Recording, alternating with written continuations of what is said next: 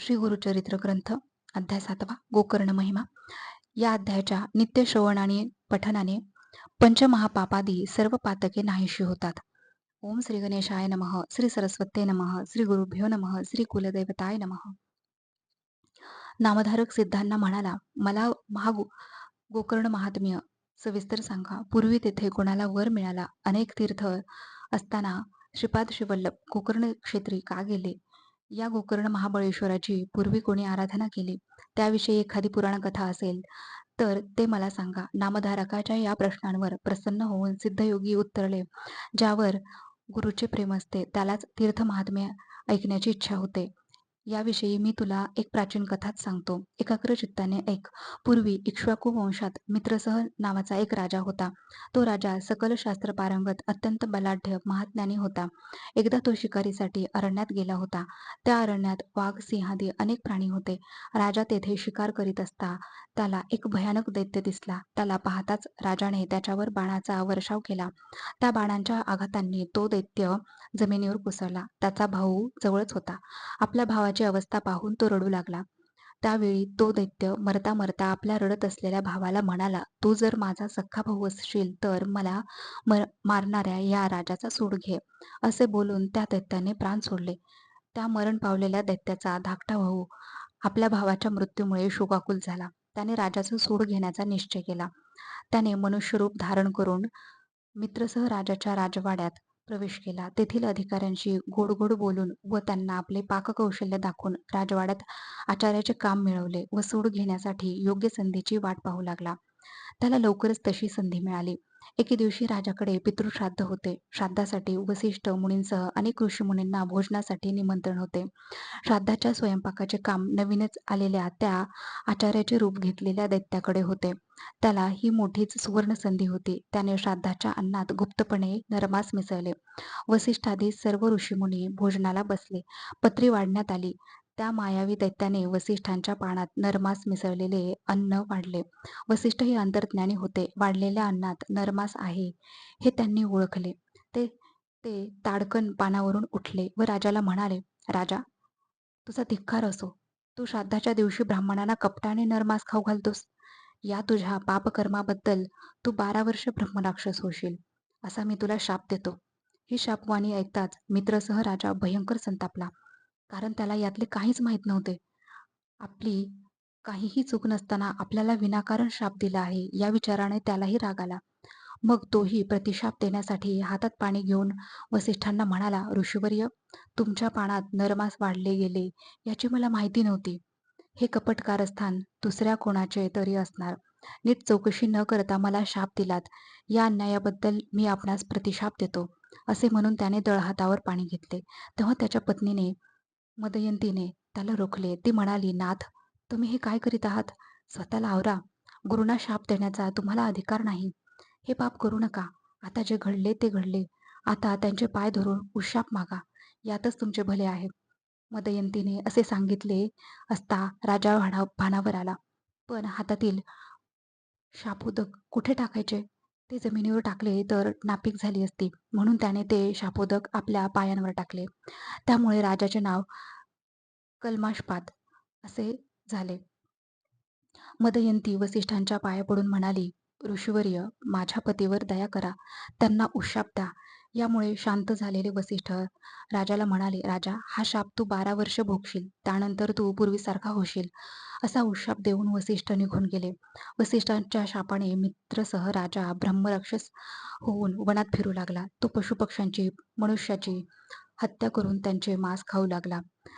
त्याची भूक कधीच संपत नसे. एके दिवशी भुकेने कासावीस झालेला तो वनात भटकत असता त्याला एक ब्राह्मण जोडपे दिसले.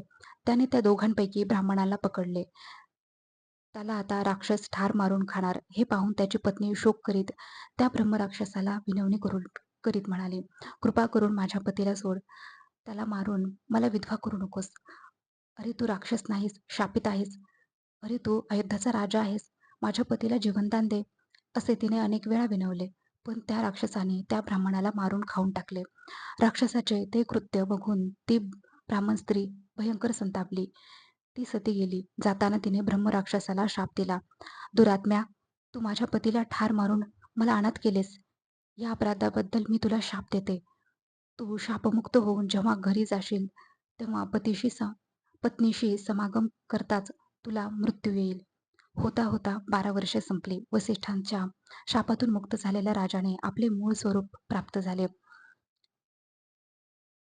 वसिष्ठांच्या शापातून मुक्त झालेल्या राजाला आपले मूळ स्वरूप प्राप्त झाले. तो आपल्या घरी गेला. सर्वांना आनंद झाला. परंतु त्या ब्राह्मण पत्नीने दिलेला शाप आठवून राजा अगदी बेचैन झाला. तो मोठ्या काळजीत पडला. त्याला अन्नपाणी गोड लागेना. मदयंतीने त्याला अस्वस्थ होण्याचे कारण विचारले. तेव्हा राजाने सगळी हकीकत तिला सांगितली. ती ऐकून राणीला मोठा धक्काच बसला. आता आपल्याला पती सुख मिळणार नाही, आपला वंश वाढणार नाही, अशा विचाराने ती अतिशय दुःखी झाली. राजाने व राणीने आपल्या अनुभवी पुरोहितांना सगळा वृत्तांत सांगून या शापातून मुक्त होण्याचा उपाय विचारला. पुरोहितांनी त्यांना तीर्थयात्रा, दानधर्म इत्यादी करण्याचा सल्ला दिला.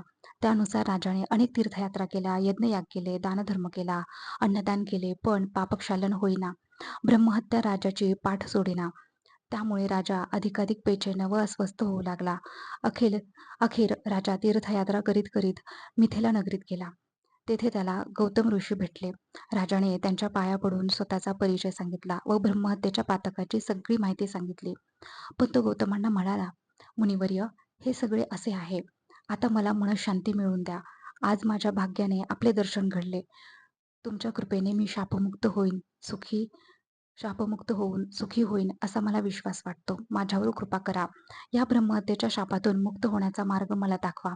राजाने अशी विनंती केली असता गौतम ऋषी त्याला समजावीत म्हणाले, राजा, घाबरू नकोस.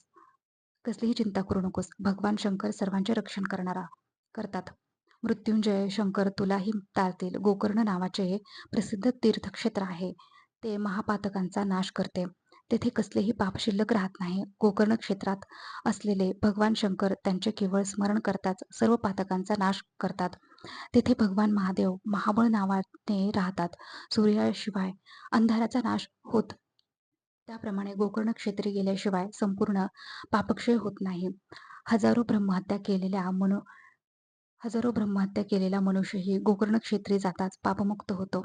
या क्षेत्रात जपतपादी केल्याने लक्षपटीत फळ मिळते. या क्षेत्राचे महात्म्य इतके थोर आहे की कार्यसिद्धीसाठी ब्रह्मदेवाने आणि विष्णूने येथे तप केले आहे. रावणाने घोर तपश्चर्या करून जे शिवाचे आत्मलिंग मिळवले त्याची श्री गणेशाने या क्षेत्री स्थापना केली आहे. सनकादी महात्मे व साध्यादी मुनिगण तेथे बसून भगवान शिवाची आराधना करतात. समस्त पातकांचा नाश करणारे महात्मे सुद्धा येथे सदाशिवाची उपासना करतात. या ब्रह्मांडात गोकर्णासम दुसरे क्षेत्र नाही. राजा, या तीर्थात सर्व देवदेवतांचे स्थान आहे. भगवान विष्णू, ब्रह्मदेव, कार्तिकेय व गणेश यांचे वास्तव आहे. या गोकर्ण क्षेत्रात कोटी कोटी शिवलिंगे आहेत. आता तेथील पाषाणलिंगाची खूण सांगतो. सत्ययुगात हे शिवलिंग श्वेत पाषाणाचे असते. त्रेतायुगात तांबूस, द्वापारयुगात ते पीतवर्ण आणि कलियुगात कृष्णवर्णाचे असते. गोकर्ण महाबळेश्वराचा अधोभाग खूप खोल आहे. तो सप्तपाताळापर्यंत गेलेला आहे. परमपवित्र असे हे गोकर्ण क्षेत्र पश्चिम समुद्राच्या काठावर आहे. ते ब्रह्महत्यादी सर्व पापांचे भस्म करते. तेथे शुभ दिवशी अर्चना करणारे वरती रुद्ररूप होतात. जो कोणी गोकर्ण क्षेत्री जाऊन भगवान शिवाची पूजा करतो तो ब्रह्मपदाला जातो. रविवारी, सोमवारी व बुधवारी जेव्हा अमावास्या येते तेव्हा तेथे केलेले समुद्र स्नान, शिवपूजन, पितृतर्पण, अन्नदान, होम हवन अनंत फळ देणारे असते. शिवरात्रीला शिवलिंग व बिल्वपत्र यांचा सुयोग दुर्लभ आहे. अशा रीतीने गोकर्ण क्षेत्र हे श्रेष्ठ महात्म्य असलेले अत्यंत दुर्लभ असे शिवतीर्थ आहे. अशा या क्षेत्री शिवरात्री उपवास, जागरण, भगवान सदाशिवाजवळ निवास या सर्वांचा सुयोग म्हणजे शिवलोकाला जाण्याचा सोपानच होय. अशा प्रकारे गौतम ऋषींनी मित्रसह राजाला गोकर्ण तीर्थक्षेत्राचे महात्म्य सांगितले असता त्याने विचारले, ऋषीवर्य, आपण हे जे गोकर्ण महात्म्य मला सांगितले त्याचा अनुभव पूर्वी कोणाला आला होता का? किंवा आपण प्रत्यक्ष काही पाहिले असेल तर त्याविषयी एखादी कथा असेल तर कृपा करून मला सांगा. राजाने असे विचारले असता गौतम ऋषी म्हणाले, राजा ऐक. या गोकर्ण क्षेत्री शिवरात्रीला महोत्सव असतो. चारी वर्णातील अनेक लोक इथे येतात व भगवान महाबळेश्वर शिवदर्शनाने कृतकृत होतात. एकदा शिवरात्रीच्या दिवशी मी सुद्धा गोकर्ण क्षेत्री गेलो होतो. दुपारची वेळ होती. आम्ही एका वृक्षाखाली बसलो होतो. त्यावेळी पूर्वजन्मी अनेक पापे केलेली आणि म्हणून अनेक व्याधींनी जर्जर झालेली एक मरणासन्न अशी चांडाळ स्त्री आम्ही पाहिली. ती वृद्ध, अंध व महारोगाने ग्रासलेली होती. तिच्या सर्वांगाला क्षते पडली होती. त्यात कृमी पडलेले होते. जखमातून रक्त व पू वाहत होता. सर्व शरीर दुर्गंधीने भरलेले होते. त्यातच तिला क्षय झाला होता. शरीरावर धड वस्त्र नव्हते. ती विधवा होती. तिने केशवपण केले होते. तिच्या पोटात अन्नाचा कणही नव्हता. तहानभुकीने ती कासावीस झालेली होती. तिला धड चालताही येत नव्हते. क्षणाक्षणाला जमिनीवर पडत होती. अशा अवस्थेत ती एका वृक्षाच्या सावलीत येऊन पडली. थोड्याच वेळाने तिने प्राणत्याग केला. त्याच वेळी आम्हाला एक प्रसंग दिसला. अचानक शिवलोकातून एक दिव्य विमान खाली आले. त्यातून 4 शिवदूत उतरले. ते अत्यंत तेजस्वी बलवान होते. त्यांच्या हातात शस्त्रे होती. सर्वांगाला भस्म लावलेले होते. त्यांची शरीरकांती चंद्रासारखी होती. अशा त्या शिवदूतांना आम्ही विचारले, "आपण येथे कशासाठी आला आहात?" ते म्हणाले, "आम्ही या चांडाळणीस नेण्यासाठी आलो आहोत." ते ऐकून आम्हाला मोठे आश्चर्य वाटले. आम्ही त्यांना विचारले, "अहो, या महापापी चांडाळणीला शिवलोकाला कसे काय नेता? कुत्र्याला कोणी सिंहासनावर बसवतात का? या चांडाळणीने पूर्वजन्मी अनेक पापकर्मे केली आहेत. तिने कधी कोणाला दया माया दाखवली नाही. हिने आयुष्यात कधीही जप-तप केले नाही. कधीही शिवस्मरण पूजन केले नाही. अशा हिला शिवलोकाला कसे काय नेता?" आम्ही असे विचारले असता शिवदूत म्हणाले, "गौतमा, या चांडाळणीची पूर्वकथा सांगतो, ती ऐक. ही चांडाळीन पूर्वजन्मी ब्राह्मण कन्या होती. तिचे नाव सौदामिनी होते.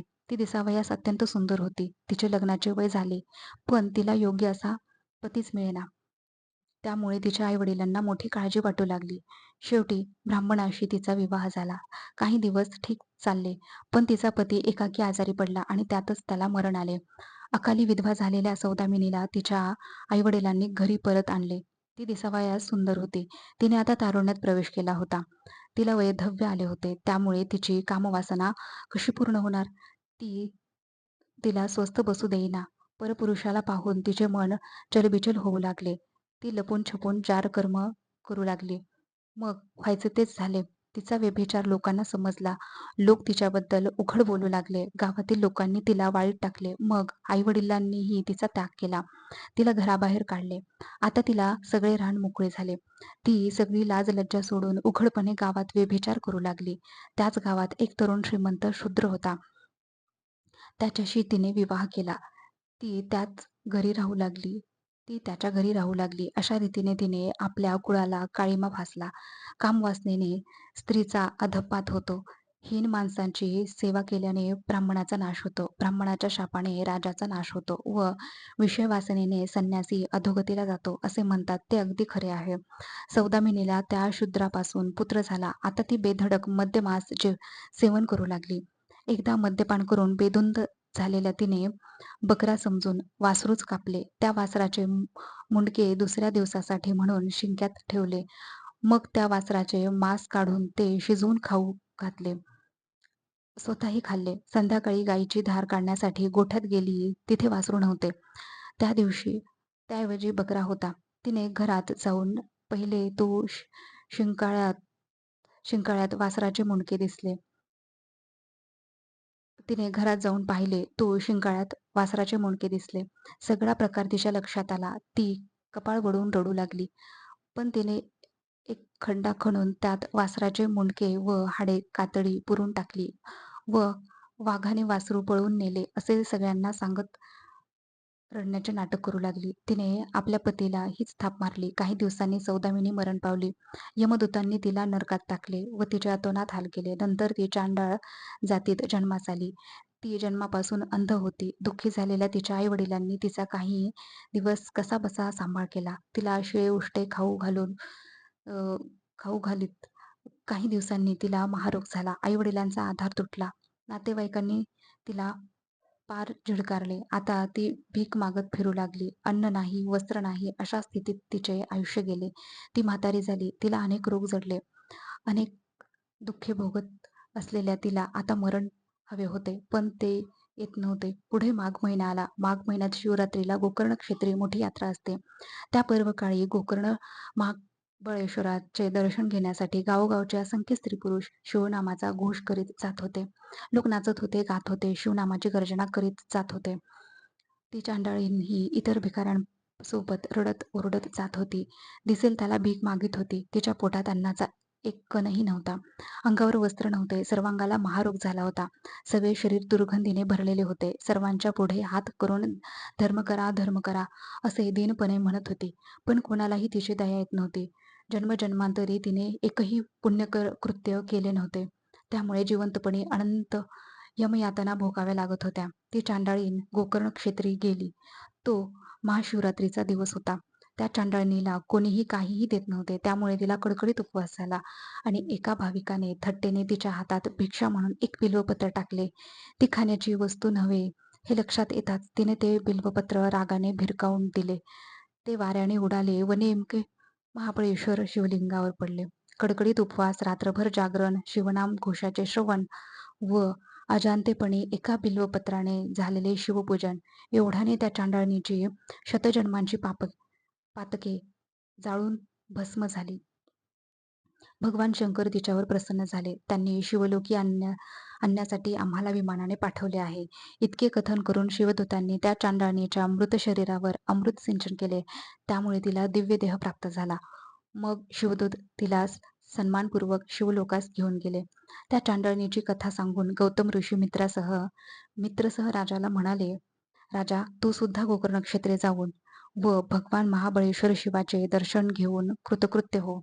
तेथे पर्वकाळी स्नान करून शिवाची पूजा कर.